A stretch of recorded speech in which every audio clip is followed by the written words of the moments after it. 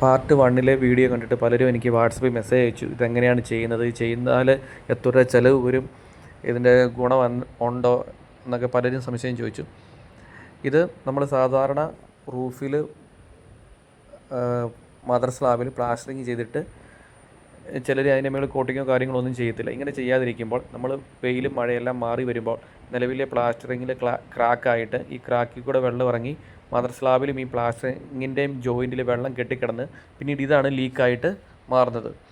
അതുണ്ടാകാതിരിക്കാനായിട്ട് നിങ്ങൾ മുകളിൽ ഒന്നെങ്കിൽ UV ആയിട്ടുള്ള കോട്ടിങ് ചെയ്യണം, അല്ലെങ്കിൽ നോർമൽ വാട്ടർ പ്രൂഫിങ് ചെയ്യണം.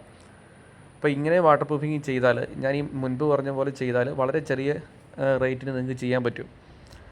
അതാണ് SBR എന്ന് പറഞ്ഞൊരു കെമിക്കൽ. ഇപ്പം വൈറ്റ് സിമെൻറ്റ് ഒരു 25 കിലോയുടെ 50 കിലോയുടെ ബാഗൊക്കെ ഉണ്ടെങ്കിൽ നമുക്കൊരു 500 സ്ക്വയർ ഫീറ്റ് ഈസി ആയിട്ട് 2 ലെയർ കോട്ടിങ് അപ്ലൈ ചെയ്യാൻ പറ്റും.